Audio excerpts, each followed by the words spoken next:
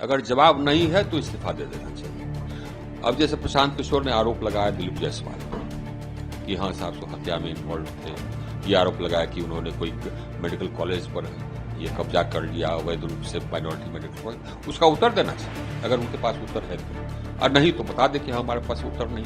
आइए उत्तर है तो मानहानि का केस कर देना चाहिए। इसी तरह से सम्राट चौधरी ये बार बार कहता है कि मुख्यमंत्री है, 7वीं फेल है। भाई मैट्रिक का डिग्री दिखा देना चाहिए, ग्रेजुएशन का डिग्री दिखा देना चाहिए। ये साहब ये सरकार की क्रेडिबिलिटी पर, पार्टी की क्रेडिबिलिटी पर सवाल पैदा करता है। बिहार में नीतीश सरकार पर 62,000 करोड़ रुपए की बिजली घोटाले का आरोप लगाने वाले नीतीश कुमार और सम्राट चौधरी के खिलाफ लगातार बयानबाजी करने वाले और एनडीए नेताओं के खिलाफ चुनाव प्रचार के दौरान आरोप लगाने वाले पूर्व केंद्रीय मंत्री और बीजेपी नेता आरके सिंह पर गाज गिरी है। बिहार चुनाव 2025 के नतीजों के ठीक अगले दिन बीजेपी ने बड़ी कार्रवाई करते हुए पूर्व केंद्रीय मंत्री और आरा के पूर्व सांसद आरके सिंह को 6 साल के लिए पार्टी से निलंबित कर दिया है। साथ ही कारण बताओ नोटिस भी जारी किया है। दरअसल बिहार विधानसभा चुनाव 2025 में एनडीए की शानदार जीत के तुरंत बाद भारतीय जनता पार्टी ने एक बड़ा कदम उठाया है। पार्टी ने पूर्व केंद्रीय मंत्री और आरा से सांसद रह चुके आरके सिंह को 6 साल के लिए पार्टी से निष्कासित कर दिया। मीडिया रिपोर्ट्स के अनुसार आरके सिंह पर यह कार्रवाई लंबे समय से पार्टी की संगठनात्मक गतिविधियों से दूर रहने और चुनाव के दौरान पार्टी लाइन के खिलाफ बयानबाजी करने के कारण की गई है। चुनाव प्रचार के दौरान आरके सिंह ने एनडीए द्वारा अनंत सिंह और बिभा देवी जैसे विवादित चेहरों को टिकट दिए जाने पर खुलकर आपत्ति जताई थी। आरके सिंह ने तारापुर से सम्राट चौधरी को वोट न देने की अपील भी की थी। शाहाबाद इलाके में प्रधानमंत्री नरेंद्र मोदी और अन्य भाजपा नेताओं की रैलियों से उनकी अनुपस्थिति भी चर्चा का विषय बनी रही थी। हालांकि पार्टी ने चुनाव प्रक्रिया के दौरान कोई कार्रवाई नहीं की, लेकिन नतीजे आने के तुरंत बाद उन्हें बाहर का रास्ता दिखा दिया गया है। दरअसल आरके सिंह 1975 बैच के बिहार कैडर के आईपीएस अधिकारी रह चुके हैं। वो बिहार में कई जिलों के कलेक्टर रह चुके हैं। बिहार में 1990 में कलेक्टर रहते हुए उन्होंने राम मंदिर निर्माण के लिए रथ यात्रा कर रहे लाल कृष्ण आडवाणी को गिरफ्तार किया था। वो बिहार में कई जिलों के कलेक्टर भी रह चुके हैं। बाद में भारत सरकार के पूर्व गृह सचिव भी रह चुके हैं। रिटायर होने के बाद उन्होंने बीजेपी ज्वाइन की थी और साल 2014 और 2019 में सांसद भी रहे थे। मोदी सरकार में वो कैबिनेट मंत्री भी रह चुके हैं। आरके सिंह जो लंबे समय तक पार्टी में सक्रिय और प्रभावशाली रहे, उन्होंने पार्टी नेतृत्व पर तीखे आरोप लगाए हैं। उन्होंने दावा किया है कि स्थानीय और केंद्रीय स्तर पर नेतृत्व ने उन्हें कमजोर करने की कोशिश की और उनकी अपेक्षा को नजरअंदाज किया गया। उन्होंने कहा कि 2024 के लोकसभा चुनाव में उन्हें जानबूझकर कमजोर बनाया गया और अंदरूनी साजिश रची गई। सबसे गंभीर आरोप उन्होंने भागलपुर में थर्मल पावर प्रोजेक्ट को लेकर लगाए हैं। आरके सिंह का दावा है कि सौदे में राज्य को लगभग 62,000 करोड़ रुपए का नुकसान हुआ है।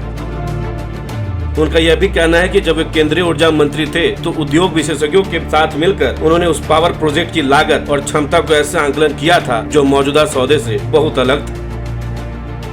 गौरतलब है कि बिहार विधानसभा चुनाव के बीच आरके सिंह ने बगावती तेवर दिखाए थे। वे कई मौकों पर भाजपा के नेताओं के विरोध में खड़े हुए और कथित भ्रष्टाचार के आरोप लगाए थे। आरके सिंह ने एनडीए के ताकतवर नेताओं के खिलाफ जनसुराज पार्टी के प्रमुख प्रशांत किशोर के आरोपों का भी खुलकर समर्थन किया था।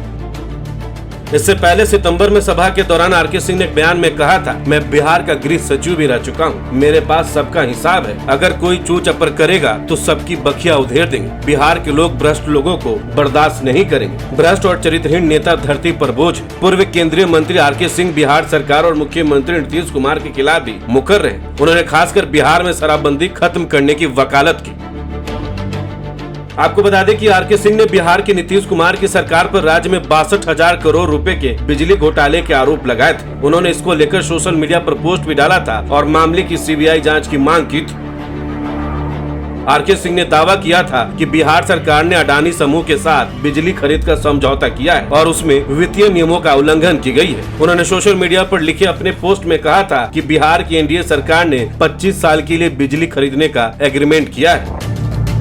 इस समझौते के तहत अडानी समूह को 6.75 रुपए प्रति यूनिट की दर से पैसे दिए जाएंगे, जबकि मौजूदा दर इससे काफी कम है। इससे पहले फरवरी 2025 में भी आरके सिंह ने पार्टी के कुछ नेताओं पर गंभीर आरोप लगाए थे। उन्होंने कहा था कि भाजपा के कुछ नेताओं ने भोजपुरी अभिनेता पवन सिंह को पैसे देकर काराकाट लोकसभा सीट से निर्दलीय उम्मीदवार के रूप में उतारा था, जिससे एनडीए प्रत्याशी उपेंद्र कुशवाहा को नुकसान हुआ। यहाँ तक कि आरा में अपनी हार के लिए भी उन्होंने पार्टी के आंतरिक नेताओं की साजिश को जिम्मेदार ठहराया था।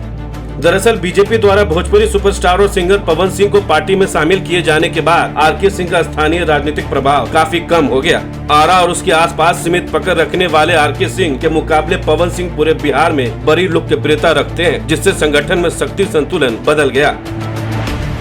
आरा से लोकसभा चुनाव हारने के बाद से ही आरके सिंह पार्टी से नाराज बताए जा रहे थे। उनका आरोप था कि उन्हें बाहरी विपक्ष ने नहीं बल्कि बीजेपी के ही कुछ अंदरूनी लोगों ने हरवाया, जिससे उनकी बेचैनी और पार्टी से दूरी बढ़ती चली गई।